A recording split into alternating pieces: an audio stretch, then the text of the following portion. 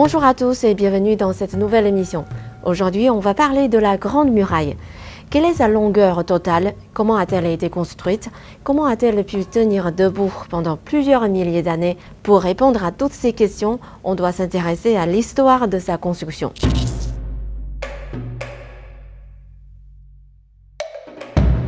La Grande Muraille fait 196 km de long.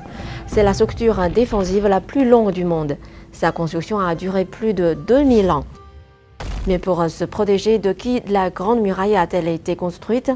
Si vous ouvrez une carte du monde, vous allez voir que la région d'Asie de l'Est est divisée en deux couleurs, jaune et vert. La région en vert est fertile et propice à l'agriculture et a donné naissance à la civilisation de la plaine centrale.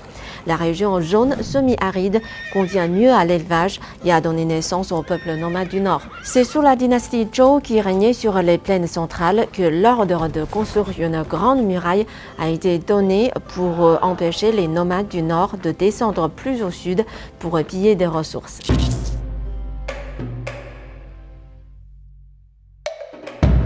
Mais sans l'aide des techniques actuelles, quels matériaux ont été utilisés pour qu'elles tiennent debout aussi longtemps?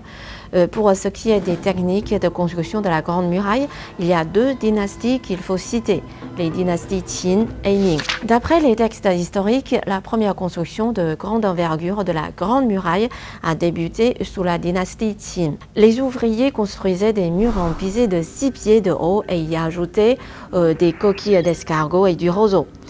Les coquilles d'escargot étant riches en carbonate de calcium, ça permettait aux murs de se solidifier naturellement au contact de l'eau. Le roseau, quant à lui, séparait chaque couche de terre pour permettre une bonne évacuation de l'eau. La longévité de la Grande Muraille a été ainsi garantie. Mais les techniques utilisées ont véritablement atteint leur apogée durant la dynastie Ming. Cela se reflète surtout dans les matériaux utilisés et le scellement. D'abord, en ce qui concerne les matériaux, la terre battue n'est plus utilisée et est remplacée par des briques. Des milliards de tonnes de briques ont été utilisées sur les fondations en granit des remparts. Des granulats étaient ajoutés entre les briques pour rendre le mur plus solide et durable. L'utilisation de briques à la surface lisse rendait les murs difficiles à escalader et maximisait leur capacité de défense. Mais comment faire tenir tout ça? On en vient au scellement. Un mortier particulier a fait son apparition à ce moment-là. Il s'agit d'un mélange à base de sable, de cailloux, de cendres de charbon et de riz gluant.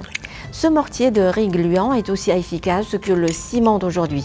C'est grâce à lui que la Grande Muraille est toujours debout, malgré l'érosion de certaines sections.